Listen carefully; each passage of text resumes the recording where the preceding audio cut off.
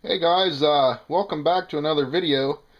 This is going to be the detail part of my F40PH project. Uh, I've added all the detail parts that I've wanted to add to it, and so I thought I would show that to you guys. But first, I'd like to give a shout out to Mike Jensen, KU4PC. Is his user or YouTube name. He sent me this picture and this picture. I thought that was really cool of them. These are really nice pictures. Looks like they're HDR pictures. But he also asked me if I would give a shout out to the photographer. It's Steve, let me see how you pronounce it. Steve Huskisson, I believe it is. I will flash the website up where you can buy prints off of him. By the looks of it, he does very, very nice work, like I said. But if you're interested in things like this, check out the website. Alright, now let's get on to my F40PH. Alright, welcome back here. This is my Walthers Trainline F40PH Amtrak Phase 3. Just in case, I'll stick this up here, maybe it'll help a little bit. In case you haven't seen my other video on this, I bought this and I planned on adding a lot of detail parts, and I also installed a Loksound Select Direct decoder with a 28mm ESU speaker. So far I've kept that speaker in. I know in my previous video I said I was going to install a Zemo. Try not to bounce around here too much for you. I did buy a Zemo and I just hooked it up to try it out, and personally this speaker, the sound that came out of this speaker didn't even compare to the 28mm speaker. I mean, that 28mm speaker blew it away as far as I'm concerned. This is a nice small speaker. It does put out some sound, but like I said, it was a pretty noticeable difference, I thought. But this might work better for a different, maybe a different decoder, different sound file. I don't know. I'm not throwing it away. I will see what else I can put it into, and we'll go from there. But as far as comparing that speaker with this one, I put the 28mm back in it.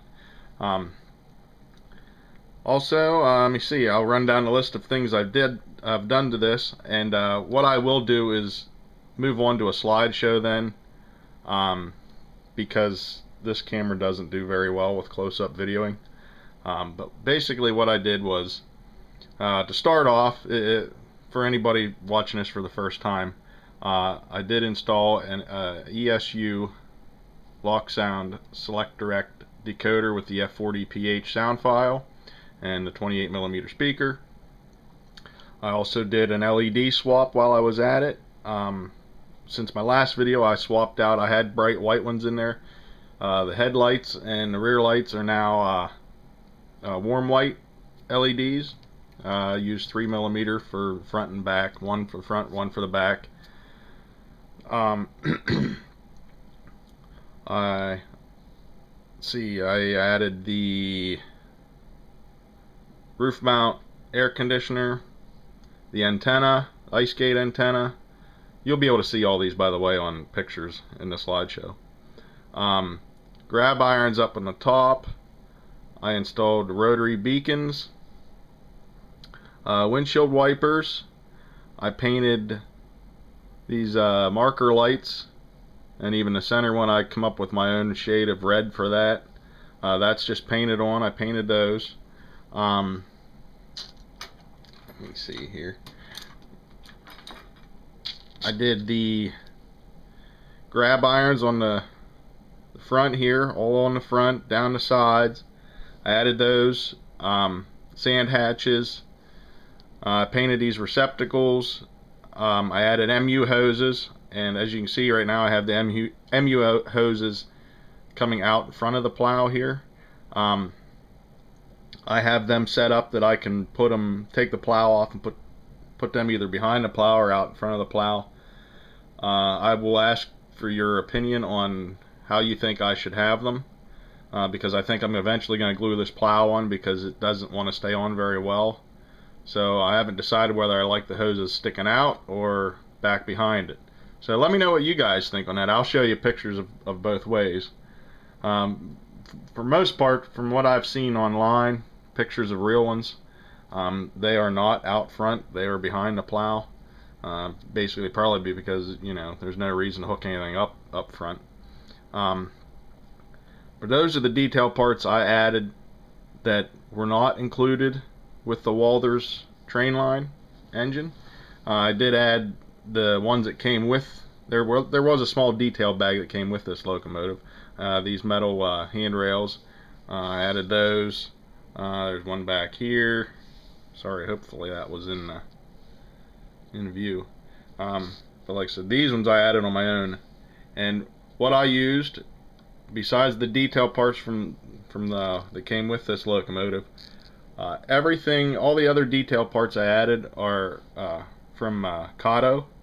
I basically just bought their detail parts that they put on their F40PH, except for the roof mount air conditioner. That was a Detail Associates that I painted and put on.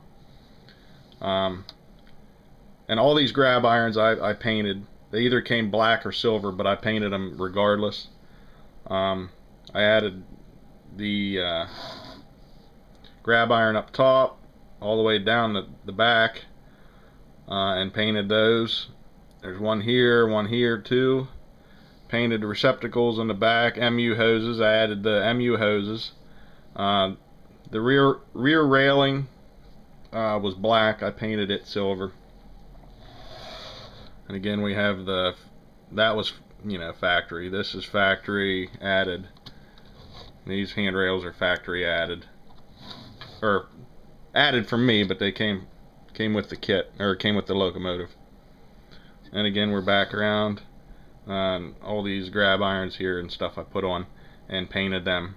Now I did order Amtrak blue paint for this, polyscale Amtrak blue. It's not quite the same shade as the blue that's on this locomotive, so it doesn't match up real well, but for just a grab iron, you know, I can live with that. And also in the detail parts that come with this locomotive, they have 3 different things you add to the trucks. You know, a little pieces here and there that I put. I don't really know the terminology of some of them, so I'm not gonna try to make a fool out of myself and guess. And we're back around. Like I said, and all these detail parts are Kato. I ordered them from Kato USA, the website. But you know, it isn't perfect, but I'll tell you, I'm a perfectionist, so somewhere throughout this video you'll probably hear me tell you things that I don't like about it, or things I've done that I didn't like. That's my nature. I'm sorry, I am a perfectionist, and if there's something quite not right, you know, it bugs me. You guys might not pick up on it, but I do. But whoops, sorry, I was out of frame again. But like I said, since this camera doesn't do very well, next what I'll do is I'll probably put it on the test track here and show you the lights and the rotary beacons. And at the end of this video, I will show you a couple things, couple problems I ran into while I was doing this project, and how I either overcame them or fixed them. I'll add that at the very end. But let's check out the lights, and then you can see my slideshow quick, and then we'll finish up with the problems I've had and how I fixed them along the way. Alright, hold on guys. Alright guys, here I'm on my test track. Show you the headlight. I used, like I said, warm white, and I have that the brightness turned way down on that, mainly to help with the rotary beacon. There's the front headlight, and there we go. That's the rear light. It's directional lighting. Alright, let me turn the headlight back off. Now, what I did for the rotary beacons, those are just 2mm LEDs that I have, the square top, flat top LEDs, 2mm bright white ones, that I just drilled a hole and stuck them up through the roof. And I have them set to flash with the horn. They're set for function 6, so I have to turn function 6 on before they'll even flash with the horn. See, if I don't have function 6 on, we have nothing. I turn function 6 on. Whoops, there you caught the end of it. Function 6. Now every time I hit the horn, the rotary beacons will, or their strobes will flash.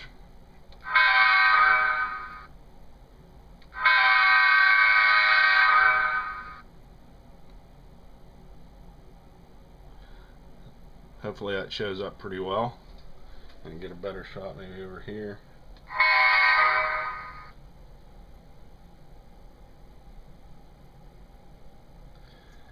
Yep.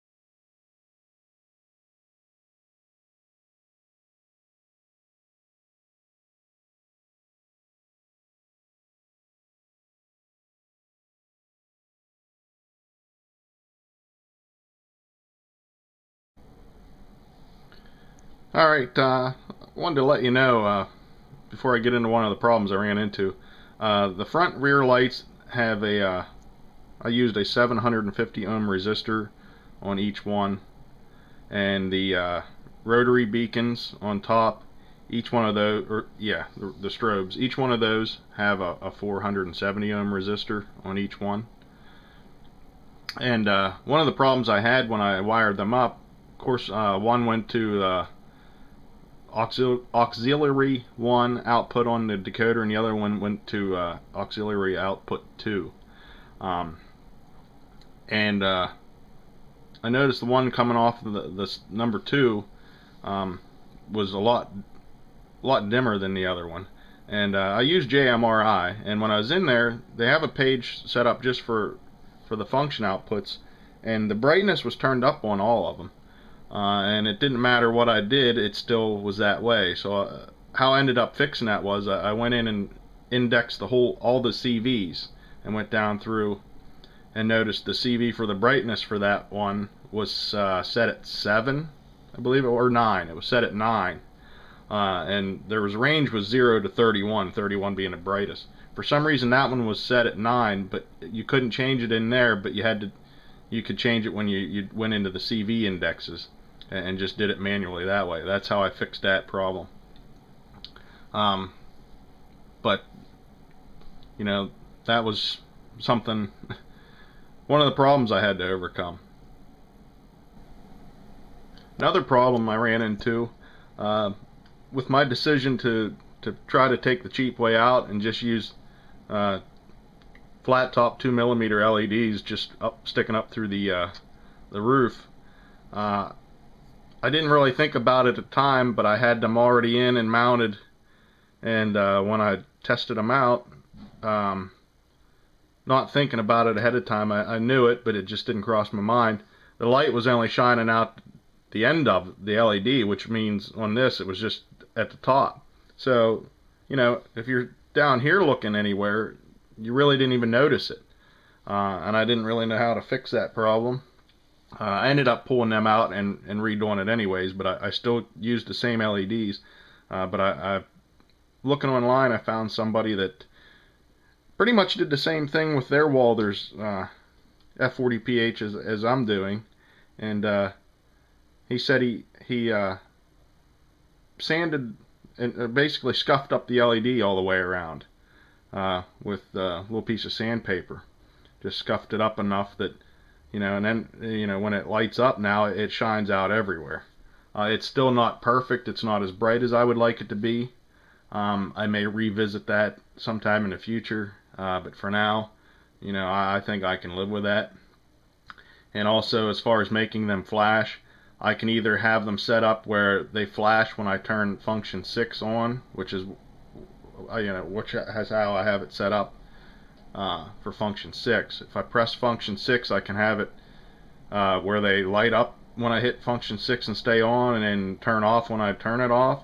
Or if I want them to just flash with the horn, I have them wired up that function 6 has to be on, but they don't flash until you hit the horn, and then, you know, they'll go back off like ditch lights do.